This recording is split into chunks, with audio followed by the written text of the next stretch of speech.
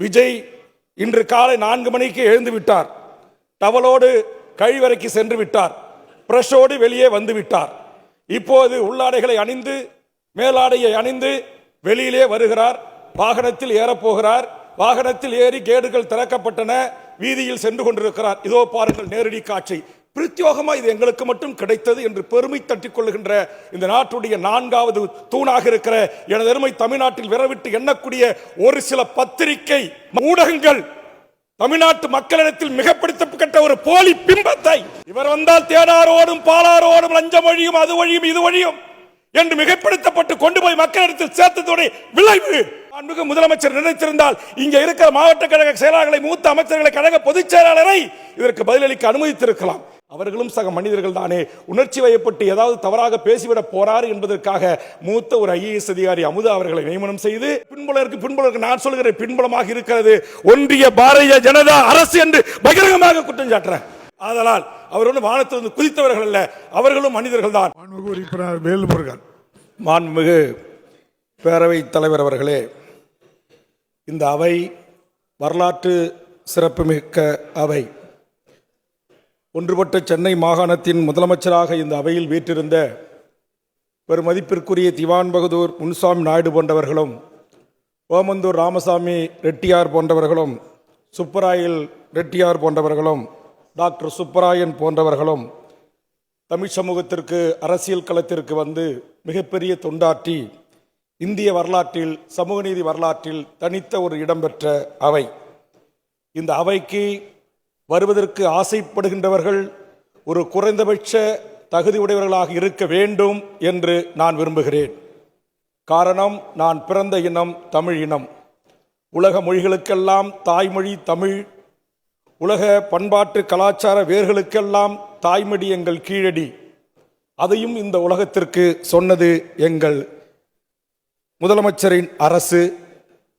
இவ்வளவு வரலாற்று பெருமை கொண்ட ஒரு தமிழ் சமூகம், இந்த தமிழ் சமூகத்திற்கு துரும்பை கூட கிள்ளி போடாமல் திரைத்துறையில் தனக்கு கிடைத்த புகழ் வெளிச்சத்தை மட்டும் பயன்படுத்தி கொண்டு இந்த நாட்டுடைய ஆட்சி அதிகாரத்தை நாங்கள் கைப்பற்றுவோம் என்று கூறி அவர்கள் வீதிக்கு வருகின்ற போது அதற்கு இன்றைக்கு ஒட்டுமொத்த என் தமிழ் சமூகமும் சாதி மதம் கட்சி எல்லைகளை கடந்து ஒரு சினிமாவில் அரிதாரம் பூசி நடித்த ஒரு நடிகரை நேரடியாக எப்படியாவது பார்க்க வேண்டும் என்கிற அந்த மிக மோசமான ஒரு இன ஈர்ப்புக்கு இழுக்கப்பட்டதனுடைய விளைவு இன்றைக்கு 41 உயிர்களை தமிழ் சமூகம் பலிகொடுத்திருக்கிறது. ஏதும் அறியாதவர் வந்தவர் விஜயா என்று தெரியாத பச்சை குழந்தை, கருவுற்றிருந்த குழந்தை, கனவுகளோடு நாளைய தமிழ் சமூகத்தில் மிகப்பெரிய இடத்திற்கு வர வேண்டிய 10 குழந்தைகள் உட்பட 41 உயிரை தமிழ் சமூகம் இழந்திருக்கிறது. என்னை பொறுத்தவரையில் இன்றைக்கு நான் சொன்ன தலைவர்கள் வரிசையிலும் நம்மோடு வாழ்ந்து கொண்டிருக்கிற வரிசையில் இருக்கின்ற தலைவர்களோடும் இன்றைக்கு அல்லும் பகலும் இந்த மண்ணுக்காக, மொழிக்காக, இனத்திற்காக, சமூக நீதி தளத்திற்காக, சாதிய மோதலுக்கு எதிராக, சமத்துவத்திற்காக, சமூக நீதிற்காக, மதவெறி மாச்சரியங்கள் இந்த மண்ணில் அறவே ஒழிக்கப்பட வேண்டும் என்பதற்காக போராடுகின்ற தலைவர்களுக்கு கிடைக்காத ஒரு வெளிச்சத்தை இந்த நாட்டில் சட்டமன்றங்களில் நாடாளுமன்றங்களில் சட்டமன்ற நாடாளுமன்ற உறுப்பினருக்கு நிகராக மாடத்தில் அமர வைத்து அழகு பார்க்கிற இந்த நாட்டுடைய 4வது தூண் என்று போற்றப்படுகின்ற நிலைமை பத்திரிகை துறை இதற்கு துணை போய் இருக்கிறது என்று நான் பகிரங்கமாக குற்றம் சாட்டுகிறேன். எப்படி என்று கேட்கலாம். விஜய் இன்று காலை 4 மணிக்கு எழுந்து விட்டார். டவலோடு கழிவறைக்கு சென்று விட்டார். பிரஷோடு வெளியே வந்து விட்டார். இப்போது உள்ளாடைகளை அணிந்து மேலாடையை அணிந்து வெளியிலே வருகிறார். வாகனத்தில் ஏறப்போகிறார். வாகனத்தில் ஏறி கேடுகள் திறக்கப்பட்டன. வீதியில் சென்று கொண்டிருக்கிறார். இதோ பாருங்கள் நேரடி காட்சி.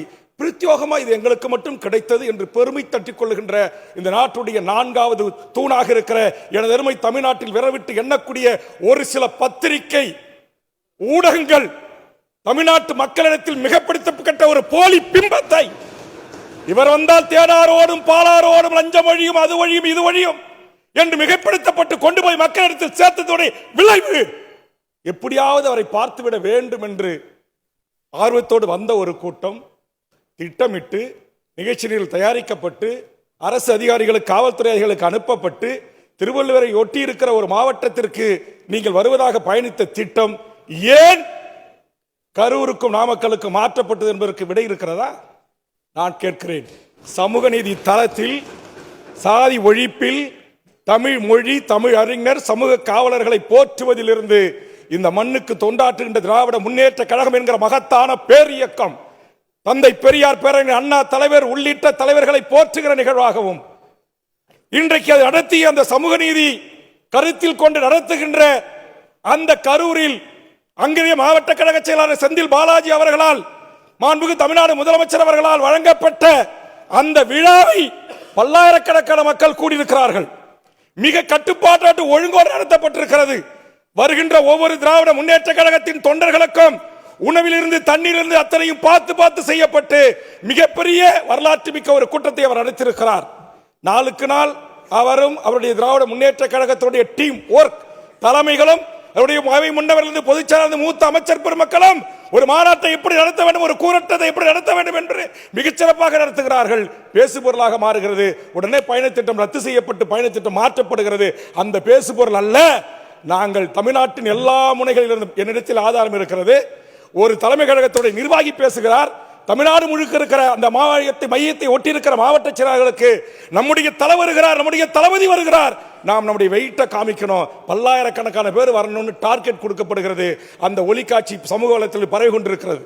அப்படி கொடுக்கப்பட்டு பல்வேறு மாவட்டங்களில் இருந்து வந்து குவிக்கப்பட்ட ஒரு கூட்டம் ரசிகத் தன்மையோடு பார்க்க வந்து காலை 7 மணியிலிருந்து காத்து கிடந்த ரசிகர்கள், பெண்கள் ஆர்வத்தினால் பார்க்க வந்த கூட்டம் என்று கட்டுக்கடங்காத ஒரு கூட்டம் அனுமதி கொடுத்த இடத்தில் கூடியிருக்கிற ஒரு சூழலில் 12 அடி கொண்ட ஒரு பேருந்து, மொத்தம் 22 அடி கொண்ட சாலையில் 12 அடி பேருந்து ஒரு எல் போட்டா எல் விடக்கூடிய இடத்தில் அறிவில் தன்மையாக அறிவில்லாத தனத்தோடு அதை ஓட்டச் செய்து 60 கேமராக்களிலே படம் பிடித்து நாளை தன் படம் ரிலீஸ் ஆவதற்கு பயன்படுத்திக் கொள்ளலாம் என்று திட்டமிட்டு ஒரு இடத்தில் குவிக்கப்பட்டதனுடைய விளைவு இந்த நெரிசல், இந்த மூச்சு திணறல், இந்த விதிமுறை. இன்னும் சொல்ல போனால் 1.5 வயது குழந்தை மயக்கமுற்று கிடக்கிறது. அந்த குழந்தையின் தாளில் ஏறி நின்று தன்னுடைய கதாநாயகனை புகைப்படம் எடுப்பதற்காகவும் அந்த பக்கம் நோக்கி செல்ஃபி எடுப்பதற்காகவும் அந்த குழந்தையை முறித்து குதித்து செத்தினுடைய விளைவு வெளா எலும்புகளும் தாடை எலும்புகளும் முறிக்கப்பட்டிருக்கிறது மருத்துவ அறிக்கை சொல்லுகிறது. இறந்தவர்களில் 14க்கு மேற்பட்டவர்கள் வேலிமில் ஏறி நின்றதன் காரணமாக விலா எலும்பு முறிக்கப்பட்டிருக்கிறது என்று மருத்துவ ஆய்வுக்குறு அறிக்கைகள் சொல்லுகிறது. முதலமைச்சர் அவர்கள் சொன்னார்களே 152 மருத்துவர்களை கொண்டு 14 மணி நேரம் அந்த போஸ்ட்மார்ட்டம் செய்யப்பட்டு கொடுக்கப்பட்டிருக்கிறது. ஆனால் என்ன வதந்திகள் பரவின. வாட்ஸ்அப் உலகம், இணைய உலகம், சமூக உலகம் 1000 ரவுடிகளை கொண்டு வந்து அங்கு செந்தில் பாலாஜி இறக்கினார், கத்தியோடு வந்தார்கள், கீறினார்கள், கொலை செய்தார்கள் என்றார்கள், கழுத்திலே துண்டை போட்டு மர்மமான முறையிலே நெறித்துக் கொண்டார்கள் என்றார்கள். அதோடு இல்ல, நாம ஒலி காட்சிகளை பல தொலைக்காட்சிகள் பதிவு செய்திருக்கிறார்கள்.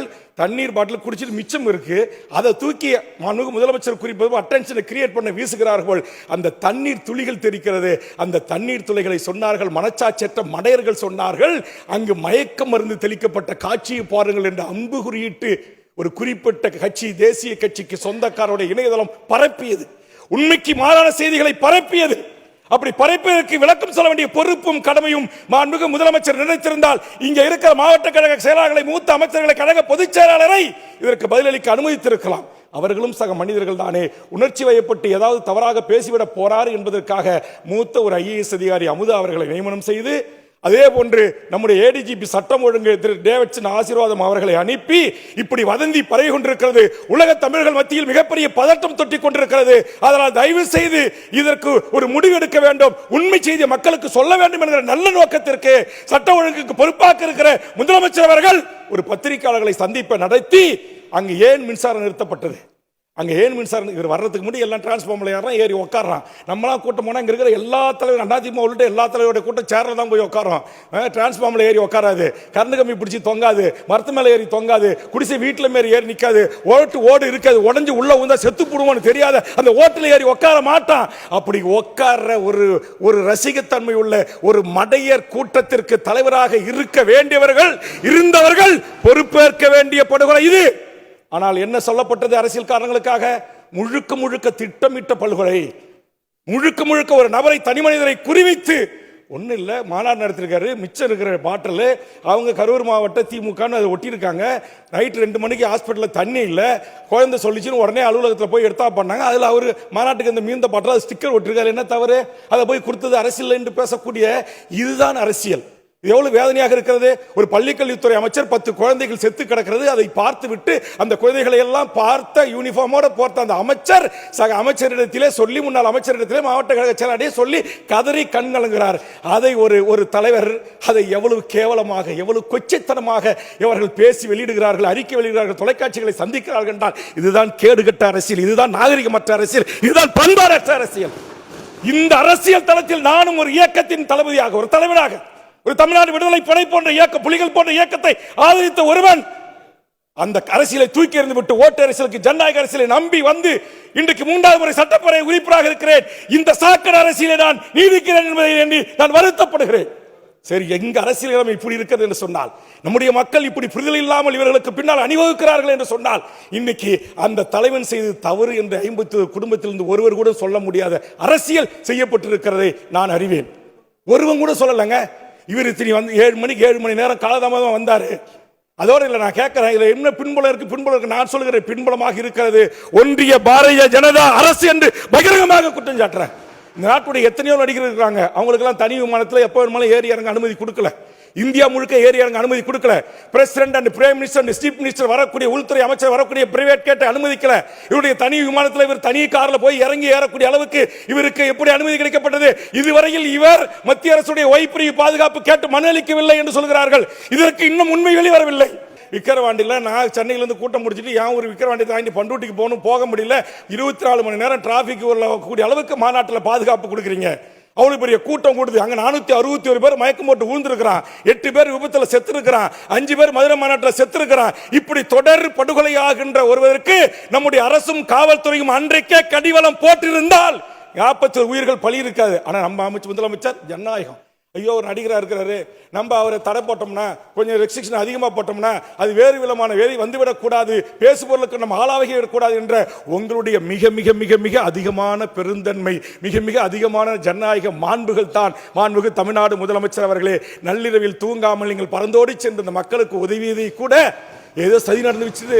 முதலமைச்சர் போய் விறுவிறு 41 உடல்களை உடலாய்க்கூறி பண்ணி உடனே ஒப்படைக்கிறார் என்று சொல்லி அறிவிலித்தனமாக சொல்கிறார். நம்முடைய மக்கள் நல்வாழ்வுத்துறை அமைச்சர் சொன்னார், எப்படி 236 உடல்கள் 14 மணி நேரத்திற்கு முன்பாகவே உடல் பரிசோதனை செய்யப்பட்டதோ அப்படிதான் கிட்டத்தட்ட தமிழ்நாடு முழுக்க அந்த கரூர் மாவட்டத்தை மையமாக இருக்கிற அனைத்து மருத்துவக் கல்லூரி டீன், 3 டீன், நூற்றுக்கணக்கான மருத்துவர்களை கொண்டு டீம் அமைக்கப்பட்டு 24 உடற்கூறு ஆய்வு மருத்துவர்களை கொண்டு இன்னைக்கு அமைக்கப்பட்டு இன்னைக்கு போஸ்ட்மார்ட்டம் பண்ணி கொடுத்தாங்க. அப்பயே போராட்டம் நடக்குது. 1.5 மணி நேரம் எடுத்துக்கிறீங்க போஸ்ட்மார்ட்டம் பண்றதுக்கு, இது எந்த விதத்தில் நியாயம் என்று நூற்றுக்கணக்கான மக்கள் போராட்டம் பண்ணிக்கிட்டு இருக்காங்க. அந்த காட்சியும் பத்திரிகையில் வந்திருக்கிறது. இது எல்லாவற்றிலும் கொடுமை கோயிலுக்கு போன கதையா? இதுல ஒரு நீதி கிடைச்சிடாதான்னு சொல்லி மாண்புமிகு முதலமைச்சர் அவர்கள் எந்த சாதி மத சார்பு இல்லாத அஸ்ரா கார்க் என்ற சிபிஐயில் அனுபவம் பெற்ற பணி பெற்று தமிழ்நாட்டுக்குள்ள பணி செய்யக்கூடிய ஒரு ஐஜி லெவல் ஆபீசரையும் நம்மளா சொன்னோம் முதலமைச்சரை நியமிச்சாரு. சென்னை உயர்நீதிமன்றம் நியமிச்சது. அந்த எஸ்ஐடி அதே மாதிரி நீதியரசர் தலைமையில் நீதியரசர் உச்சநீதிமன்றம் சொல்லியிருக்கு பாருங்க. நான் உள்நோக்கம் கற்பிக்கல, உள்நோக்கம் தான் கற்பிக்க கூடாது, விமர்சனம் பண்ணலாம். தமிழர்களே ஐபிஎஸ் 2 பேர்ல இருக்கக்கூடாதுன்னு சொல்வது எந்த விதத்தில் நியாயம்? நம்பர் 1, தமிழ்நாட்டில் இருக்கிற 450க்கும் மேற்பட்ட நாட்டுடைய ஐபிஎஸ் அதிகாரிகளை அவமானப்படுத்துகிற, அவருடைய நேர்மையை, அவருடைய உழைப்பையை கொச்சைப்படுத்துகிற ஒரு செயலாகத்தான் அதை நான் பார்க்கிறேன். அதோடு மட்டுமல்ல, அருணா ஜெகதீசன் ஆணையம் என்பது ஜுடிஷியல் ஆணையம். அது எதிர்வரும் காலகட்டத்தில் இது போன்ற சம்பவங்கள் நடக்காத வண்ணம் சஜஷன், ஆலோசனைகள், அறிவுரைகளை அரசுக்கு வகுத்து கொடுப்பதற்கு அமைக்கப்பட்ட ஒரு பொறிமுறை அது. ஆனா சிபிஐ விசாரணை என்பது முழுக்க சிபிஐ கிரிமினல் சார்ந்த, இந்த குற்றவாளிகள் இத்தனை பேர் செத்திருக்கிறார்கள், இதில் ஏதாவது வன்முறை வந்திருக்கிறதா, அவர்கள் குற்றம் சாட்டுவது போல் வேறு யாராவது இதில் சமூக விரோதிகள் ஊடுருவி இருக்கிறார்களா என்பதையெல்லாம் ஆய்வு செய்வது. ஆனால் உச்சநீதிமன்றம் இதை கூட கருத்தில் எடுத்துக் கொள்ளாமல் இன்றைக்கு நீங்க தமிழ்நாட்டை சேர்ந்த தமிழ் ஐபிஎஸ் அதிகாரிகள் இருக்கக்கூடாது, அதே மாதிரி நீங்க எஸ்ஐடிக்கு நாங்க தடை பண்றோம், நீதி ஆணையத்தையும் நாங்க தடை பண்றோம் என்று சொன்னால் இது ஏற்றுக்கொள்ள முடியாது.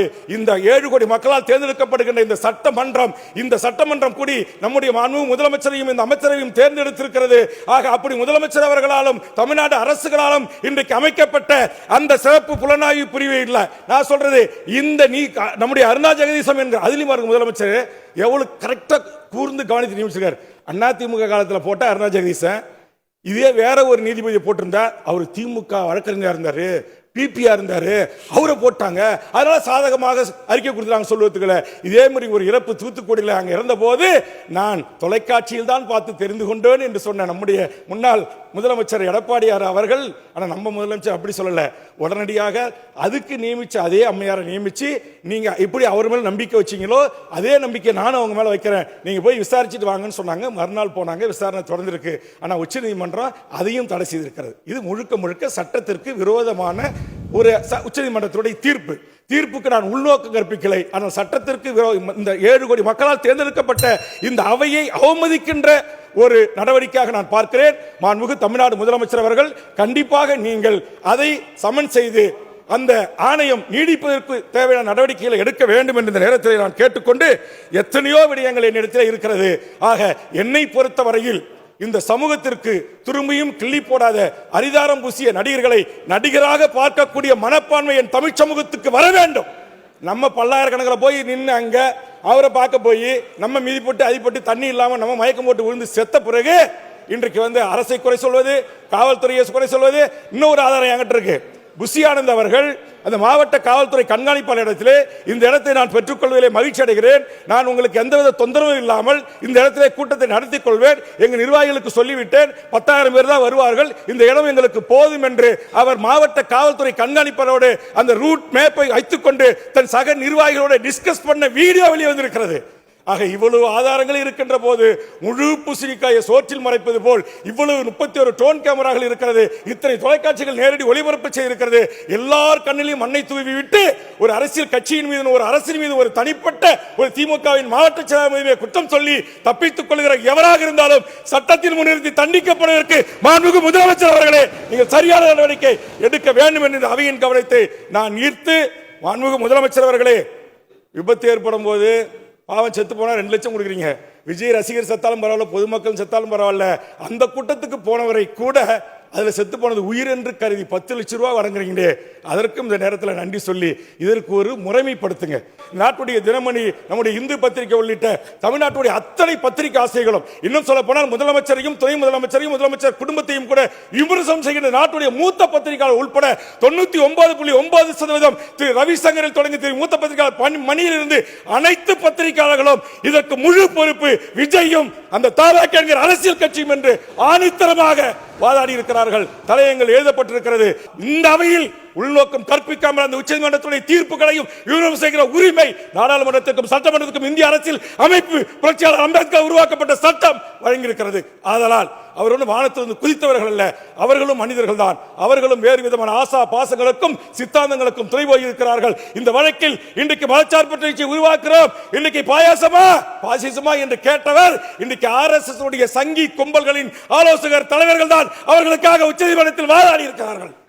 அதிலே கூட இறந்து போன இருவருடைய குடும்பத்தின் சார்பாக உச்சநீதிமன்றத்தில் காணொலி காட்சியின் மூலமாக இந்த வழக்கை நாங்கள் தொடுக்கவில்லை என்ற போது சிபிஐ உத்தரவிட்டிருக்கிறது என்று சொன்னால், யாருடைய பிடியை கையில் வைத்துக் கொண்டு, யாருடைய குடிமையை கையில் வைத்துக் கொண்டு இந்த தேர்தல் அரசியல் களத்தில், இந்த ஆட்சி அதிகார களத்திலிருந்து திராவிட முன்னேற்ற கழகத்தை தூக்கி எறியலாம்.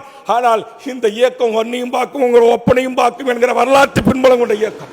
சமூக நீதி என்கிற மகத்தான ஆயுதம் எங்கள் கையில் இருக்கிறது, சமத்துவம் என்கிற ஆயுதம் எங்கள் கையில் இருக்கிறது என்பதை புரிந்து கொண்டு மாண்புமிகு பேரவைத் தலைவரின் வாயிலாக உண்மை வெளிவந்து உண்மையான குற்றவாளிகள் எவராக இருந்தாலும் சட்டத்தில் முன்னிறுத்தி தண்டிக்கப்பட வேண்டும். அதற்கு இந்த அவை நடவடிக்கை எடுக்க வேண்டும். இந்த அவையின் கவனத்தை ஈர்த்து மாண்புமிகு முதலமைச்சரும் அமைச்சர் பெருமக்களும் ஆற்றிய மகத்தான பணிகளுக்கும், மருத்துவர்களை ஊசி போட்டு கொண்டு விட்டார்கள், செவிலியர்கள் கொண்டு விட்டார்கள் சொல்றார்கள், அந்த மகத்தான பணியை சகித்துக் கொண்டு செய்தவர்கள் காவல்துறை அதிகாரிகள், மருத்துவர்கள், செவிலியர்கள், அதற்கு உதவி செய்த பொதுமக்கள், ஆம்புலன்ஸ். நீங்க கொடி கட்டிக்கிட்டு வச்சிருக்கிற 5 ஆம்புலன்ஸ், அந்த ஆம்புலன்ஸ் தான் தூக்கிட்டு போறான். நீங்க பேசிக்கிட்டே இருக்கிறீங்க, அப்படியே தலை தொங்கி 2 பேரும் தூக்கிட்டு போறாங்க. ஒரு குழந்தை அப்படியே இங்க செத்து கிடக்குது, உயிர் போச்சு. எல்லாரும் தண்ணி அடிக்கிறாங்க, முதலுதவி கொடுக்குறாங்க. 1 வயது பொண்ணு முதலுதவி செய்யறாங்க. அதையெல்லாம் பார்த்துட்டு அட்டென்ஷன் கிரியேட்டா திருப்புவதற்காக வீசப்பட்டது தேங்காய் மட்டை, தேங்காய் பாட்டில்கள், பாட்டில் இருந்த தண்ணிகள்.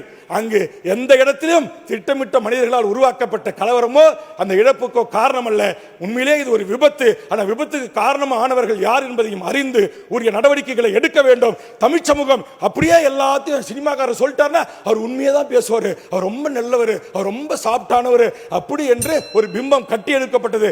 அந்த பிம்பத்தை அடைத்து வருவதற்குத்தான் பத்திரிகையாளர் சந்திப்பு நடத்தினார்கள் காவல்துறை அதிகாரிகளும் அரசு அதிகாரிகளும் என்பதை தெரிவித்துக் கொண்டு பேரவைத் தலைவர் வாயிலாக இந்த செய்திகளை கரூர் சம்பவத்தை குறித்து இந்த பேரவையை கவனத்தை ஈர்த்து அமர்கிறேன். நன்றி, வணக்கம்.